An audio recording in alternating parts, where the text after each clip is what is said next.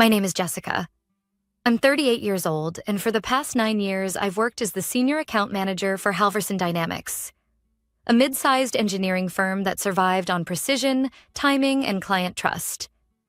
I wasn't the loudest in the boardroom or the flashiest at networking events, but I built client relationships that held this company together through 2 market crashes and a pandemic. That morning started like any other. I was reviewing final details for a critical contract, a multi-year supply deal with Hensley Aerospace worth over $12 million. I'd spent 7 months on it. Countless late nights, international calls, emergency weekend meetings, the usual grind. But this deal? This would secure not just my team's future, but the entire company's stability for years. At 9:15 a.m., I walked into the conference room, laptop in hand, documents printed and signed by both legal teams, ready for the final client review. The room was full, the Hensley executives, their legal counsel, and our internal leadership. And then, there was him. Ethan Caldwell, our new CEO, 33. Harvard MBA, consultant turned executive with a LinkedIn profile packed with buzzwords like disruption and agile mindset. He'd been with us exactly 6 weeks. He didn't greet me when I walked in, just gave me that corporate shark smile as I took my seat at the end of the table. I opened my presentation folder. That's when it happened. Ethan stood up, smoothed his designer suit, and looked directly at me. "Jessica, I appreciate your years of service," he said, voice calm, almost friendly. "But effective immediately, your position is terminated." The room froze. I blinked once. My hand stayed on the folder. I felt every pair of eyes shift from him to me. The Hensley COO, a woman I'd flown to Tokyo with last spring, stared at Ethan like he'd just grown horns. I adjusted the stack of documents in front of me. "I hope tomorrow's contract signing goes as planned." Ethan gave a short, dry laugh. "What contract?" He smirked, glancing at the Hensley team like this was some inside joke. I met his eyes. "Guess you'll find out." The silence hit hard. For a second, nobody spoke. Then Ethan waved a hand. "Thank you for your time, Jessica. HR will be in touch." I gathered my things, carefully, methodically. No drama, no scene. But inside, I felt something sharp twist in my chest. Not humiliation, not fear, something colder. I walked out of the room without looking back. At 11:45 a.m., I sat alone at Millstone Cafe, 2 blocks from the office. My phone buzzed twice with calls from HR. I let them go to voicemail. I stirred my coffee and stared at the client binder in my bag. The binder Ethan hadn't even realized existed. Because here's the thing about business. Relationships don't live in databases. They live in people. Ethan didn't know that I'd personally negotiated Hensley's engineering requirements down to the microspecs. He didn't know their COO hated direct negotiations with CEOs and preferred trusted relationship managers. Me. He didn't know I'd resolved their supplier crisis last quarter at 3 a.m. on a Sunday, but he was about to find out. At 2 p.m., I called Helen, my mentor and former director before she retired last year. I hadn't spoken to her since her retirement party. "Jess?" she answered, surprised. "Everything okay?" Ethan fired me. A pause, then a slow exhale. "He fired you? Before the Hensley signing?" "Right in front of them." Another pause. "He's a dead man walking." I smiled for the first time that day. "Thought you'd say that." "You have the relationships. You hold the keys. They'll walk with you." I sipped my coffee. "We'll see." At 5:30 p.m., I sat at my kitchen table watching the sun dip behind the skyline. My phone vibrated with a text from Sophie, the Hensley account lead. "Is it true? You're no longer with Halverson?" I stared at the screen for a long moment. Then I typed back, "It's true." Her reply came instantly. "We need to talk. Urgently." I leaned back in my chair, heartbeat steady. Ethan thought I was a name on a payroll sheet. Tomorrow morning, he'd learn I was the reason the deal existed. And I hadn't even started yet. At 7:30 a.m. the next morning, I sat at my usual corner table in Brew & Company, the coffee shop across the street from Halverson's headquarters. My laptop was open, but I wasn't working. Not yet. I was waiting. At exactly 8:05 a.m., my phone buzzed. Sophie. Jessica, we're pulling the signing. We won't move forward without you. I read the message twice. Not angry. Not confused. Calm. I replied with a single word. Understood. I leaned back, watching the office windows across the street. Halverson's logo gleamed on the glass. Sleek, modern, impressive. A perfect symbol of everything Ethan Caldwell wanted people to believe about the company. But inside those walls, cracks were forming. At 8:42 a.m., my former assistant, Carla, texted me. Ethan's storming around the office. Hensley just called. They said they won't sign until they speak with you directly. He's freaking out. I took a slow sip of my coffee. I could almost hear Ethan's clipped, impatient voice.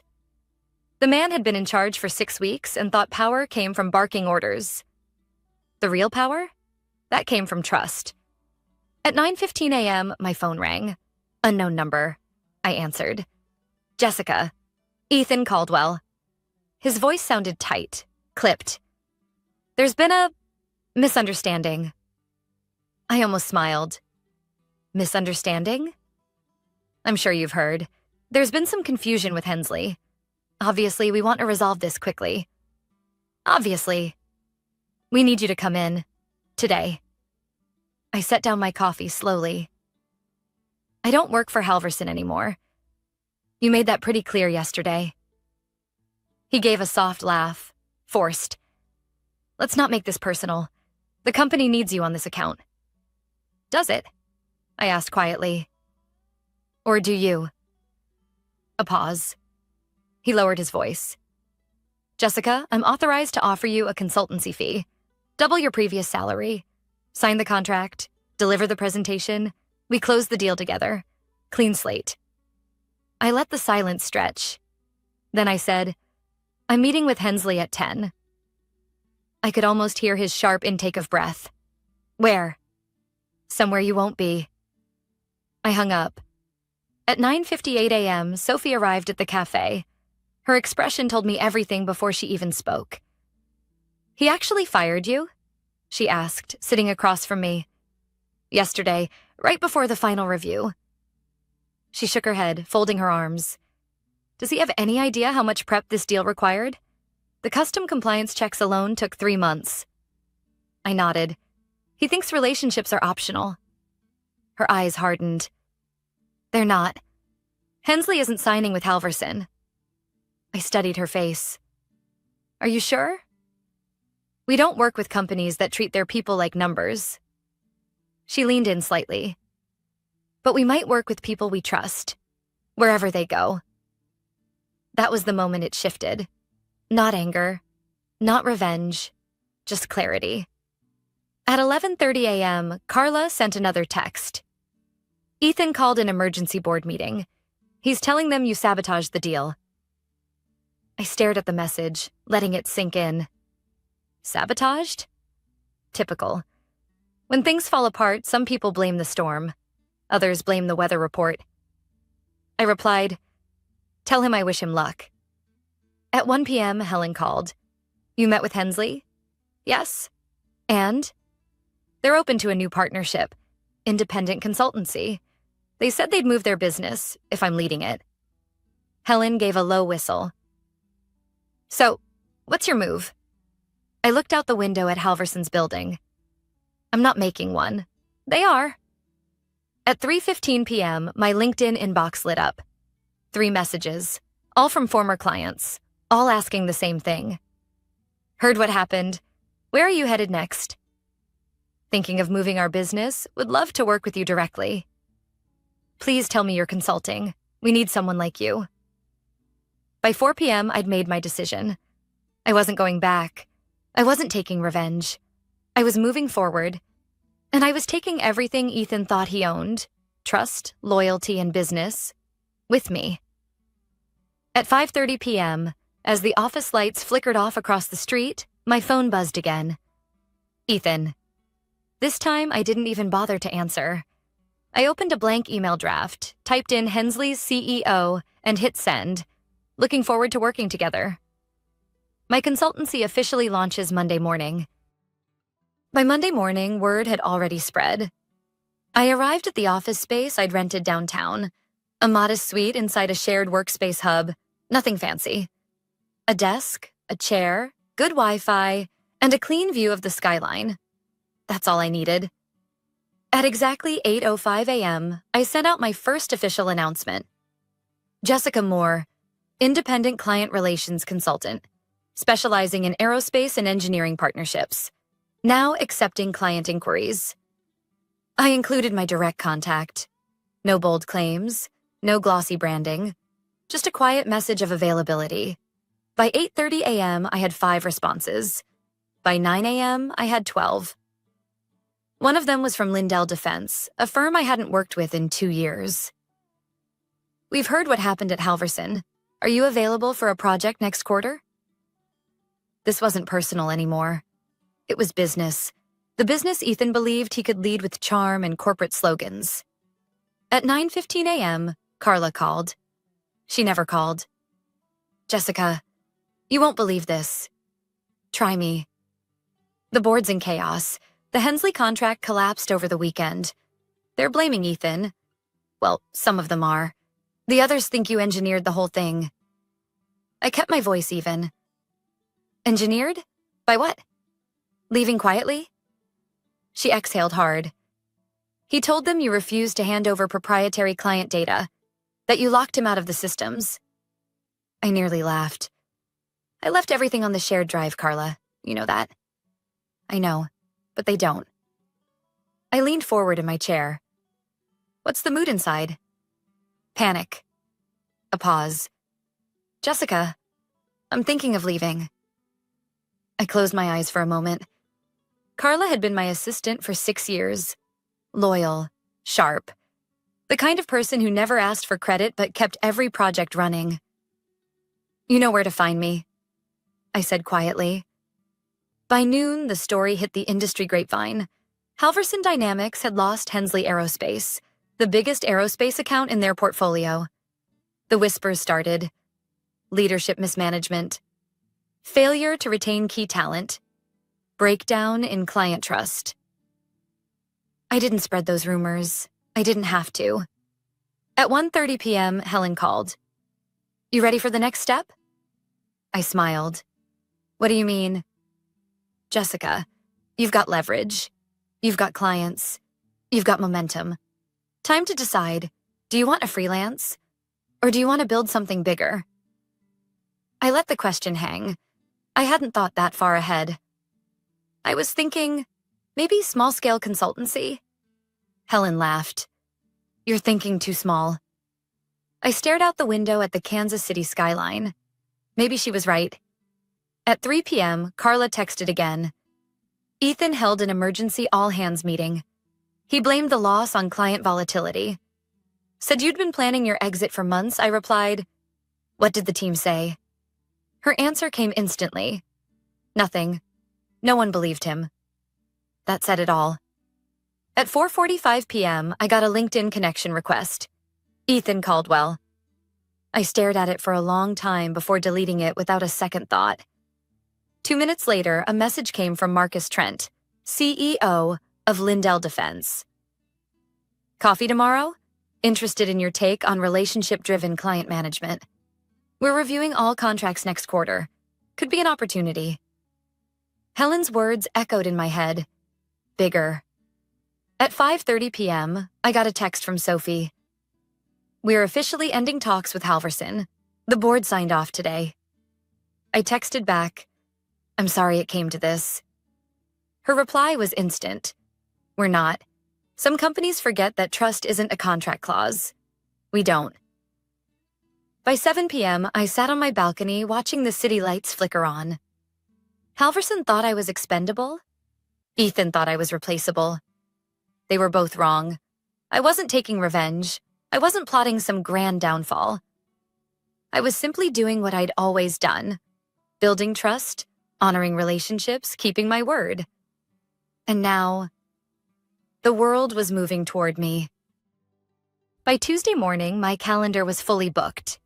At 8 a.m., I met with Marcus Trent from Lindell Defense at a small cafe near Union Station. He didn't waste time on pleasantries. "I've been in this business 30 years, he said, stirring his espresso. "And I've learned one thing. You don't mess with client trust. Halverson forgot that." I nodded, letting him talk. "We've got 2 major supplier contracts coming up for review. I want you consulting on both." I raised an eyebrow. "You know I'm a one-person operation right now." "For now," Marcus said with a knowing smile. "That'll change." He wasn't wrong. By 10:30 a.m., I'd signed my first independent consulting agreement with Lindell, a 6-month contract with options for renewal. At noon, Carla called again. Her voice sounded sharper this time. "Jessica, you're not going to believe this. Try me. Ethan's been called into an emergency board session. Closed doors. Word is, they're questioning his leadership." I leaned back in my chair. "After one lost contract?" Carla hesitated.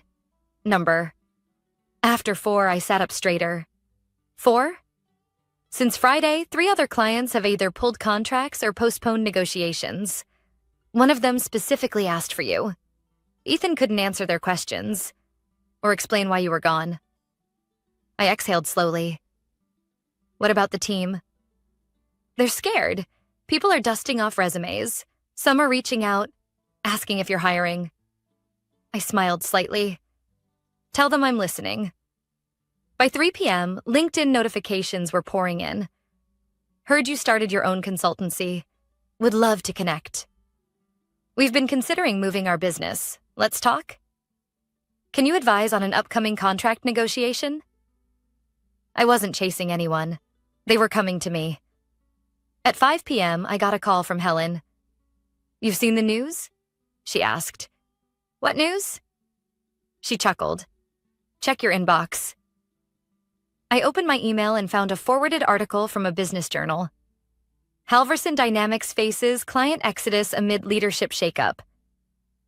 The headline hit like a gong. I skimmed the article. Anonymous sources, loss of key accounts, leadership questioned. The article didn't mention me by name, but it didn't have to. The subtext was clear. Halverson's leadership gambled on arrogance and lost. At 7:30 p.m., Sophie called. "Jess, I've got another offer for you." I smiled. "This your way of telling me Hensley wants me full-time?" She laughed softly. "Not exactly. We want you on retainer, exclusive consultant for our aerospace division. Flexible terms. You set your hours." I hesitated. "That's a big commitment." Sophie's voice softened. "We trust you. And honestly, we don't trust anyone else right now." I thought of Ethan, of the look he must have worn when that boardroom door closed behind him. "I'll draft a proposal in the morning," I said. At 9 p.m., Carla texted again. Ethan tried to call Hensley directly. They refused to take his call. I stared at the message for a long time. Then I typed back. "Some lessons are learned the hard way." By midnight, I was sitting on my balcony again, city lights flickering below, contract drafts open on my laptop. I wasn't a rogue employee. I wasn't a disgruntled manager.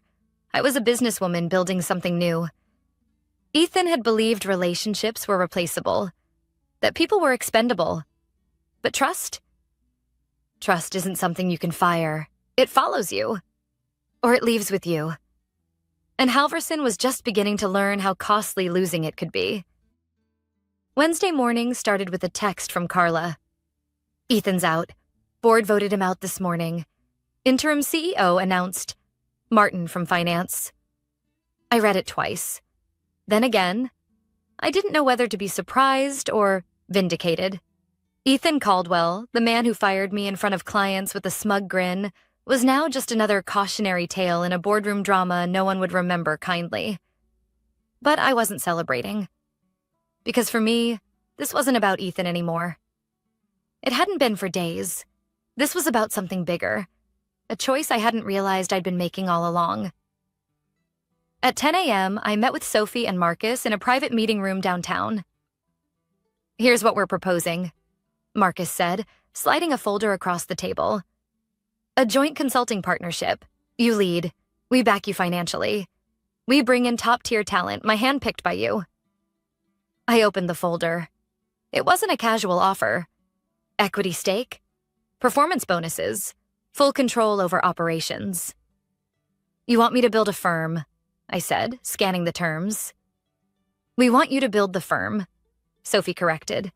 "The one companies like ours actually trust." For a long moment, I just stared at the document. It felt surreal. 1 week ago, I'd been an employee in a system I thought I couldn't change. Now, I was staring at the blueprint of a company with my name on it. And not because I'd chased revenge, but because I'd chosen to walk forward when everyone else scrambled to fix their mistakes. At noon, Carla called again. "You were right," she said quietly. "About what?" "Ethan. The way he treated people. The way he ran the company." Her voice broke a little. "I should have left sooner." I leaned back in my chair. "You stayed loyal to your team. That says more than you know. I put in my notice this morning, and I'd like to work with you if you'll have me." I didn't even hesitate. "I'd be lucky to have you, Carla." By 3 p.m., I'd signed the partnership agreement with Marcus and Sophie. By 4 p.m., I had my first 2 employees lined up. Carla for operations and a compliance specialist I'd worked with on a past project. At 5:30 p.m., Helen texted, "You're doing it. Proud of you." I smiled at the screen. Meanwhile, inside Halverson, the cracks were splitting wide open. Carla sent me updates throughout the afternoon. Half the account management team submitted resignation letters today. Clients are pulling contracts faster than the board can respond. Martin's trying to stabilize the company, but the damage is deep. It wasn't just the loss of contracts. It was the collapse of trust. The board had gambled on Ethan's promise of disruption. They underestimated the cost of losing people who actually knew how to build relationships. At 7 p.m., Marcus called. "Jessica, just heard from a mutual contact. Halverson's trying to reach out to clients you worked with, offering huge discounts to keep their business." I shook my head. Desperate move. Marcus chuckled. "It's backfiring. Clients don't want discounts. They want people they trust. People like you." I let out a slow breath. "We'll take care of them." "No doubt," Marcus said. By 10 p.m., I sat on my balcony with Carla and Helen. We raised our glasses, not to celebrate Ethan's fall, but to mark a new beginning. "You didn't bring them down," Helen said softly. "They did that themselves." I nodded. "I just stepped out of the way." Carla smiled. "And now?" "Now," I said, looking out at the city skyline, "we build something worth trusting."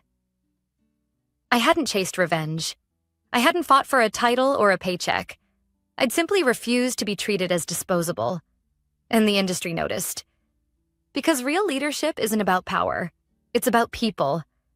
And that's something no arrogant boss can ever buy, steal, or fire. 2 weeks later, I walked into the downtown office suite that now bore a new name on the door, Moore and Partners Consulting.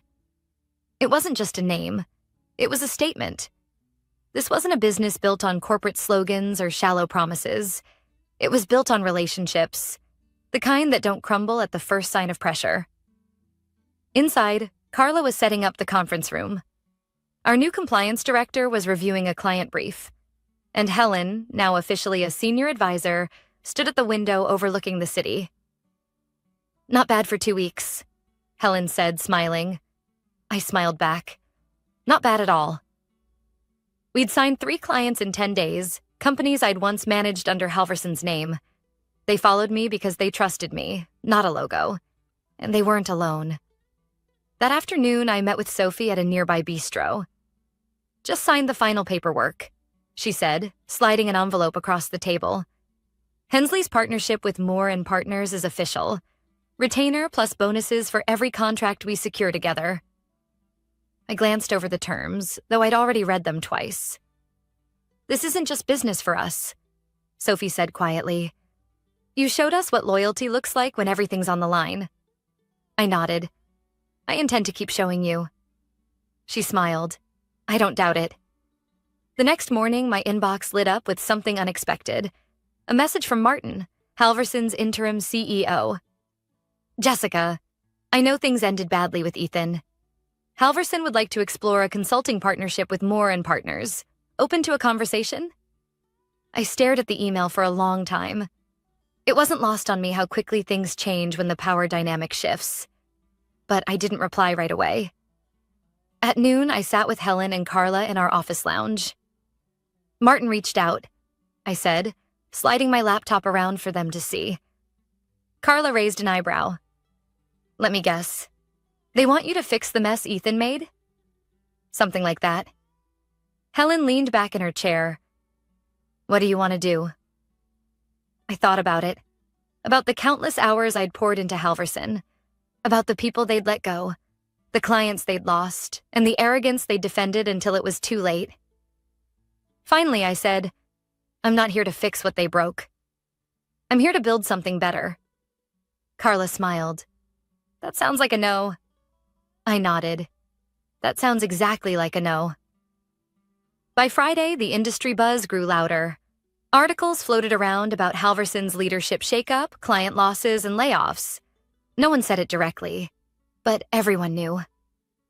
And in quiet corners of the business world, people started using a phrase I hadn't expected. The Halverson mistake. Not because I destroyed them, but because they destroyed themselves by undervaluing the very people who held them together. That weekend, Helen pulled me aside at a small team gathering. You could have burned them down, Jessica, she said. Some people would have, but you didn't. I shrugged. Didn't need to. She nodded. That's why you're winning. I thought about that. And she was right. Because sometimes the best revenge isn't payback. It's moving forward without bitterness. It's proving by your success that you were never the problem. They were. On Monday morning, I finally replied to Martin's email. Thank you for reaching out. At this time, Moore and Partners is focusing on forward-facing client relationships. We wish Halverson Dynamics the best in rebuilding their trust with the industry. I hit send and closed the laptop. No drama, no bitterness, just done. By the end of the month, we'd secured 2 more clients and hired 3 more team members. Moore and Partners wasn't just surviving. We were thriving. Because when people trust you, they follow you. When you respect them, they fight for you. And when you lead with integrity, you never have to look back. Ethan vanished from the industry within a month. Halverson limped on under new leadership. But me? I built something I believed in. And more importantly, something others believed in too. That was the difference. And that's something no arrogant boss, no short-sighted board, and no reckless CEO can ever take away. Because in business, just like in life, the best kind of revenge is never needing any at all.